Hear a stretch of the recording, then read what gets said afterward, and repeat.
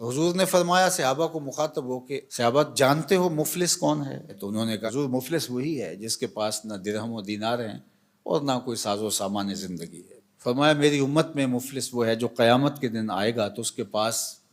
نمازیں بھی ہوں گی، روزے بھی ہوں گے، زکوٰۃ ادا کی ہوئی اس کا ثواب بھی اس کے پاس ہوگا، یعنی اس کے پاس یہ سارے ذخیرے ہوں گے، حج کیا ہوگا، لوگوں کی مدد کی ہوگی، نصرت و اعانت کی ہوگی، بہت سارے اعمال خیر کا ذخیرہ لے کر کے وہ حشر کے میدان میں آئے گا، لیکن ساتھ ساتھ اس نے کسی کو گالی دی، کسی کا حق غصب کیا، کسی کا مال دبایا، کسی سے زیادتی کی، کسی پر جور و جبر کیا، کسی پر تہمت لگائی، کسی کو الزام دھرا، تو یہ بھی اس نے ساتھ ساتھ گناہ کیے ہوں گے۔ تو یہ سارے اپنا اپنا حق لینے کے لیے کھڑے ہوں گے۔ اب قیامت کے دن جو سکہ رائج الوقت ہوگا وہ یہ درہم و دینار تو نہیں ہوں گے، وہ اعمال ہی ہوں گے۔ تو اب ان گناہوں کا تاوان دینے کے لیے کیا ہوگا؟ فیوتا ھذا من حسناتہ و ھذا من حسناتہ، کچھ نیکیاں اس کو دے گا، کچھ نیکیاں اس کو دے گا۔ اب نیکیاں کم پڑ گئیں تو جن سے زیادتی کی ہوگی ان کے گناہ اس کے کھاتے میں ڈال دیے جائیں گے، ان کے جرم، ان کی بدکاریاں، ان کے کیے ہوئے اعمال بد اس کے کھاتے میں ڈال دیے جائیں گے اور پھر گھسیٹ کے آتش دوزخ میں پھینک دیا جائے گا۔ فرمایا کسی نے مفلس دیکھنا ہے تو یہ کھڑا ہے، نمازیں پڑھی، روزے رکھے، زکاتیں دیں، حج کیا، دیگر اعمال خیر بجا لاتا رہا اور بڑے بڑے عمل لے کر آیا، لیکن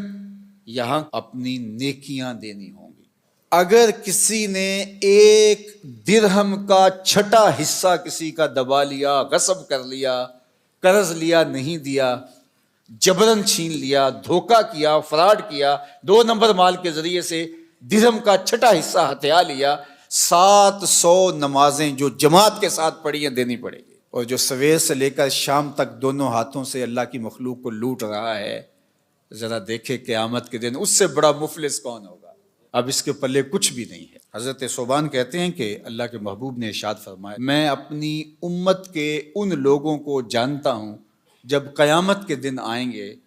تو ان کے اعمال تہامہ کے پہاڑوں کے برابر ہوں گے، اتنے بڑے بڑے عمل اور چمکدار روشن عمل ہوں گے، لیکن اللہ ان اعمال کو یوں اڑا دے گا جس طرح ذرے ہوتے ہیں۔ تو حضرت ثوبان کپ کپا کے رہ گئے اور کہا حضور بتائیے وہ کون لوگ ہیں؟ تو آقا کریم علیہ السلام نے فرمایا وہ تمہارے ہی بھائی دوست ہیں، تمہاری طرح کے لوگ ہیں۔ وَيَأْخُذُونَ مِنَ اللَّيْلِ كَمَا تَأْخُذُونَ، جس طرح تم راتوں کو اٹھ کے حصہ لیتے ہو اپنا سحری کا، تہجد کا، سجدوں کا، وہ بھی تہجدیں پڑھیں گے، سجدے کریں گے، تمہاری ہی طرح ان کے اعمال ہوں گے، لیکن وہ ایسے لوگ ہیں اِذَا خَلَوْا بِمَحَارِمِ اللَّهِ انتہکوها،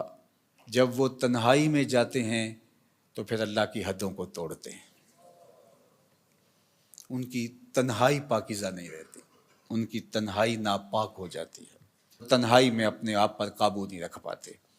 اور اپنے آپ کو برباد کر بیٹھتے ہیں۔ اللہ اکبر! آج کی تاریخ میں اور آپ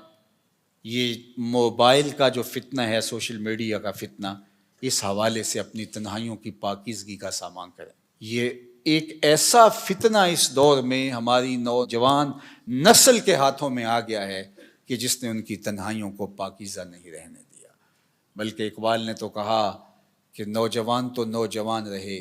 از حیا بیگانہ پیرانے کہن، اس قوم کے بوڑھے بھی حیا کے جوہر سے خالی ہو گئے ہیں، تو پھر نوجوان کی کیا حالت ہوگی؟ اب یہ عمل، یہ ساری محنتیں، یہ تراویح، یہ تہجد، یہ سجدے، یہ رکوع، یہ قیام، یہ اعمال خیر، یہ صدقات،